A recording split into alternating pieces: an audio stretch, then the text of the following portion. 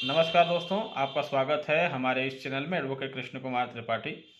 दोस्तों अभी हाल फिलहाल में वर्तमान में हमारे देश की लगभग सभी अदालतों में गर्मी की छुट्टियां लगी हुई हैं। जहां तक मुझे पता है लगभग सभी राज्यों में 1 जून से हाई कोर्ट वगैरह बंद हैं और जिला न्यायालय में भी काम जो है वो मतलब एक तरीके से कह सकते हैं वहाँ भी काम बंद ही है। तो कुछ लोगों का हमसे ये सवाल था कि सर क्या इस समय कोई केस फाइल किया जा सकता है। तो दोस्तों पहली बात तो ये बता दूं मैं कि अदालतों में जो छुट्टियां चल रही हैं वो सिविल केसों की है, सिविल मामलों की है, ना कि क्रिमिनल मामलों की। तो आप जो हैं कोई सा भी क्रिमिनल केस तो फाइल कर सकते हैं और सिविल केसेस जो हैं उनके भी छुट्टियां हैं, तो उनमें कोई भी सुनवाई वगैरह अभी कुछ नहीं होना है। ठीक। अगर इन छुट्टियों के दौरान आपको कुछ अर्जेंट में फाइल करना हो, और अर्जेंट चीज़ें जो हैं दोस्तों वो मेरे ख्याल से क्रिमिनल केसेस में ज़्यादा यूज़ होती हैं, तो क्या कर सकते हैं। तो दोस्तों इसका उपाय ये है कि आपको अर्जेंट हेयरिंग की एप्लीकेशन लगानी पड़ेगी और उसमें आपकी सुनवाई हो जाएगी। लोग ये सोचते हैं कि अदालतें बंद हैं, कुछ नहीं होता है। तो देखिए अदालतें जो हैं वो हमेशा एक चीज़ ध्यान रखिए कि संडे के दिन भी खुली रहती हैं। क्रिमिनल क्रिमिनल कोर्ट जो क्रिमिनल कोर्ट हैं वो संडे पे खुले रहते हैं। कारण ये है कि किसी व्यक्ति को अगर अरेस्ट किया हुआ है तो उस गिरफ्तार किए व्यक्ति को 24 घंटे में कोर्ट में पेश करना पड़ता है। अगर वो शनिवार को गिरफ्तार हुआ है तो उसको संडे को ही पेश किया जाएगा। तो स्पेशल ड्यूटी, रिमांड ड्यूटी जिसको कहते हैं, वो लगती है कुछ जजों की और उनके सामने ही उसको पेश किया जाता है। तो अदालतें संडे को भी खुली हैं। दिवाली, दशहरा, होली, राखी सब हर दिन खुली रहती हैं। क्रिमिनल केसेस के लिए कोर्ट कभी बंद नहीं होता है। और अगर आपका कोई इमरजेंसी मैटर है, आप जो हैं हाई कोर्ट में भी अर्जेंट हियरिंग लगा सकते हैं। फाइलिंग सेक्शन सभी के चालू रहते हैं, वो भी बंद नहीं होते हैं।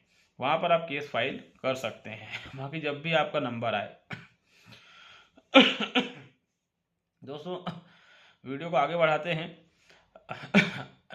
कई बार ये होता है कि आपके ऊपर कोई कोई क्रिमिनल केस चल रहा होता है और वो क्रिमिनल केस चलते चलते काफ़ी समय हो चुका रहता है और आप जो हैं ये समझ नहीं पाते हैं कि हमारे केस में चल क्या रहा है। कई बार वकील हमें बताता नहीं है, या फिर मैं वकील की बात ना करूं, हमको ही समझ नहीं आता कि चल क्या रहा है। वकील साहब हमको समझाने की कोशिश करते हैं मगर कई बार हमको समझ में नहीं आता है। तो मेरा ये मानना है कि अगर कोई भी क्रिमिनल केस हमारे खिलाफ चल रहा है, ठीक है, तो उसमें जो है ये हमारा अधिकार है कि हमें पता रहे कि उसमें हो क्या रहा है। पूरी सुनवाई हम देखते हैं तब भी हमें कुछ समझ में नहीं आता कि इसमें चल क्या रहा है, हो क्या रहा है। जज से पूछने की हिम्मत हम में नहीं रहती। वकील साहब ही चुप कराए थे कि अरे जज से मत पूछना, जज के पास मत जाना, तुम्हें अंदर कर देगा, ऐसा वैसा। और हम आरोपी हैं, सीधी सी बात है, तो हम कटघरे में खड़े रहते हैं, सुनवाई चलती रहती है, हमें कुछ समझ नहीं आता है। इसी से संबंधित एक प्रोविज़न बताने जा रहा हूँ दोस्तों, ये बड़े काम का है और कई बार ये रामबाण सिद्ध होता है। हालांकि इसका प्रयोग मेरे ख्याल से शायद बहुत कम लोगों ने किया होगा, किया गया है इसका प्रयोग, लेकिन बहुत कम लोगों ने। कारण ये है कि कई बार वकील डरा धमका देते हैं कि मत करना, ये हो जाएगा, वो हो जाएगा। तो इसीलिए क्या होता है कि लोग इसका प्रयोग करते नहीं हैं। जो हमारी सीआरपीसी है, क्रिमिनल प्रोसीजर कोड, दंड प्रक्रिया संहिता, इसकी धारा 318 318 सेक्शन 318 318, इस धारा में साफ कहा गया है कि जो ट्रायल कोर्ट में चलेगा, ठीक है, मैं सिंपल क्रिमिनल केसेस की बात कर रहा हूं दोस्तों, मैं सिविल केस की बात नहीं कर रहा हूं, इसलिए वीडियो ध्यान से सुनिएगा, नहीं तो मालूम पड़ा कि आप सिविल केस को भी इसमें लेके आ गए। मैं सिर्फ क्रिमिनल केस की बात कर रहा हूँ। कोई सा भी क्रिमिनल केस आप पे चल रहा है, मैट्रिमोनियल डिस्प्यूट में, डोमेस्टिक वायलेंस और 498A ये क्रिमिनल केसेस हैं। हालांकि 125 सीआरपीसी में भी सीआरपीसी लागू होती है, ठीक है, तो यहाँ पर भी ये प्रावधान लागू हो सकता है। तो धारा 318 जो है सीआरपीसी की, दंड प्रक्रिया संहिता की, सेक्शन 318, उसमें कहा गया है कि अगर कोई केस, क्रिमिनल केस किसी व्यक्ति के विरुद्ध चल रहा है और उस व्यक्ति को उसकी कार्रवाई समझ में नहीं आ रही है, तो वो व्यक्ति जो है कोर्ट में एक एप्लीकेशन दे सकता है कि मुझे कार्रवाई समझ में नहीं आ रही है। जब वो ऐसा करेगा, उसी समय कार्रवाई को स्थगित किया जाएगा, रोका जाएगा, और उस व्यक्ति की जो भी डाउट्स हैं, संदेह हैं, उनको दूर करने की कोशिश की जाएगी। अगर वहाँ पर भी कुछ नहीं होता है तो फिर हाई कोर्ट की तरफ फाइल बढ़ा दी जाएगी, और हाई कोर्ट जो है उसको जैसा भी ठीक लगता है, जो भी निर्णय देता है या फिर उस व्यक्ति को समझाने के लिए जो भी व्यवस्था करता है, ऐसा कुछ भी जो भी हाई कोर्ट को उस समय परिस्थितियों के अनुसार समझ में आएगा, हाई कोर्ट वैसा डिसीजन लेगा। ये उन्हीं मामलों में होता है जब किसी व्यक्ति को उसी के खिलाफ चल रहे केस की कार्रवाइयाँ समझ में नहीं आती है। और मैं सीधी सी बात बताऊं तो ये अधिकतर केसों में होता है, लेकिन लोग हिम्मत नहीं कर पाते। मेरे ख्याल से लोगों को इसकी हिम्मत करनी चाहिए। कई बार कोर्ट में ये होता है कि हम जो भाषा बोलते हैं उस भाषा में कोर्ट में सुनवाई ही नहीं होती, हमें समझ में नहीं आता क्या हुआ, और हमारा वकील कई बार हमको नहीं बताता है। गांव के लोग हो गए, बहुत सारे लोग हो, यहाँ तक कि कई बार पढ़ा लिखा व्यक्ति भी कोर्ट की कार्रवाई को समझ नहीं पाता है, क्योंकि वो वकील नहीं होता और उसको समझ नहीं आता कि चलता क्या है। वो कोर्ट जाता है, कटघरे में खड़ा रहता है, वकीलों की थोड़ी बहुत बहस वो सुन पाता है, क्योंकि कई बार वकील इतनी धीरे बहस करते हैं कि पीछे जो कटघरे में खड़ा है उसको कुछ भी सुनाई नहीं देता, और अगर बयान वगैरह भी हो रहे हैं तो उसको कुछ भी सुनाई नहीं देता। हमारे क्रिमिनल जस्टिस सिस्टम में दोस्तों बहुत सारी खामियां हैं, गलतियां हैं। लेकिन मुझे ये चीज़ समझ में नहीं आती कि उसको सरकारें दूर क्यों नहीं करती और जुडिशरी दूर क्यों नहीं करती, क्योंकि उसको दूर करने का काम जुडिशरी का है। न्यायपालिका एक तरफ दावा करती है कि हम स्वतंत्र संस्था हैं, we are independent constitutional body, लेकिन वही न्यायपालिका दूसरी तरफ न्यायालय में सुधार हेतु कोई कदम नहीं उठाती है।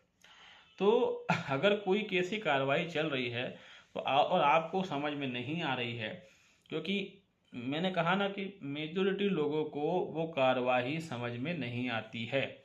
आप कोर्ट में चलता है केस और आप हर तारीख पे जाते हैं, कई बार आप छुट्टी मना लेते हैं, और फिर क्या होता है आप कोर्ट से बाहर आते हैं और फिर वकील से पूछते वकील साहब क्या हुआ, तो वकील साहब तो घंटों तक बताते ही नहीं है, उनका एटीट्यूड प्रॉब्लम रहता है। उसके बाद वकील साहब बताते, थोड़ा बहुत बताते हैं, और फिर आप सुन के शांत हो जाते हो कि अच्छा आज ये हुआ। लेकिन आप ये नहीं समझ पाते कोर्ट में जज क्या बहस कर रहा है, जो उस अपोजिट पार्टी का वकील क्या बोल रहा है, कार्रवाई क्या चल रही है, सेक्शन धाराएं क्या, ऑर्डर शीट लिखी जा रही है, ये सभी जानने का आपको राइट रहता है, लेकिन आप चाह कर भी ये नहीं समझ पाते। तो अगर कोर्ट के अंदर ऐसा कुछ भी चल रहा है, आपको बिल्कुल समझ नहीं आ रहा है, आप इमीडिएटली सेक्शन 318 की एप्लीकेशन मूव कर सकते हैं। कोई से भी एप्लीकेशन आप खुद मूव कर सकते हैं, जरूरी नहीं कि आप वकील का मुंह ताकें, वकील का इंतजार करें, मुहूर्त देखें, इसकी आवश्यकता नहीं है। आप खुद जाके एप्लीकेशन मूव कर सकते हैं कि सर मुझे कुछ समझ नहीं आ रहा है कि ये हो क्या रहा है, किस तरीके से काम चल रहा है, प्रोसीडिंग्स चल रही हैं, मुझे कोई भी ट्रायल प्रक्रिया समझ में नहीं आ रही है। ठीक है, मैं किसी भी तरीके से जो ट्रायल का प्रोसेस है उसको समझ नहीं पा रहा हूँ। ठीक है, जब ये एप्लीकेशन आप लगा देते हैं तो वहाँ पर थोड़ा रिलीफ ये मिल जाता है कि कोर्ट की कार्रवाई को कुछ दिन के लिए रोका जाता है, आपसे पूछा जाता है कि भाई क्या समझ नहीं आ रहा, कहाँ दिक्कत आ रही है, और फिर इसमें हाई कोर्ट के डिसीजन के बाद ही केस को आगे बढ़ाया जाता है। तो ये एक ऐसा प्रोविज़न है जिसका इस्तेमाल मेरे ख्याल से, मुझे नहीं मालूम कितने लोगों ने किया, लेकिन इतना मुझे समझ में आता है कि बहुत ही कम लोगों ने इसका इस्तेमाल किया होगा। लेकिन मेरे ख्याल से जब ऐसा लगे कि केस हमारे खिलाफ जा रहा है और हमें लगे कि हम बेकसूर हैं, हमें बचना है, तो जरूर इस प्रोविज़न का इस्तेमाल आप कर सकते हैं। ये काफ़ी राहत दे सकता है, कई बार इसके कारण केस पलटी मार जाते हैं। तो मेरे ख्याल से ये साधारण सी बात आपको समझ में आई होगी। अगर कभी आप भी इसका इस्तेमाल करना चाहें तो करें, ज़रूर करें, दुरुपयोग वगैरह ना करें, लेकिन अगर आपको लगता है कि इसका इस्तेमाल करना चाहिए, हमें कोर्ट की कार्रवाई समझ में नहीं आ रही है, वकील कोऑपरेट नहीं कर रहा है, जज साहब तो कभी कोऑपरेट करते नहीं हैं तो बताएंगे नहीं, तब जो है आप इस सेक्शन का इस्तेमाल करके कार्रवाई को स्थगित करने की अनुरोध कर सकते हैं। और उसमें फिर जो भी बाद में कोर्ट का निर्णय होगा, हाई कोर्ट का होगा, उसके अकॉर्डिंग, हालांकि वो निर्णय आपके फेवर में ही होगा, ऐसी कोई व्यवस्था की जाएगी कि आपको केस समझ में आए कि डे टू डे क्या चल रहा है। ठीक है, तो इस तरह का सेक्शन कई बार हमारे केस को हमारी तरफ मोड़ने में बहुत हेल्प करता है। तो उम्मीद है दोस्तों हमारी जो जानकारी हमने आपको दी है वो आपको समझ में आई होगी। और अगर आप हमारे चैनल में नए हैं तो इसको लाइक करें, इसको सब्सक्राइब करें, इसको शेयर करें। तब तक के लिए दोस्तों बहुत बहुत धन्यवाद।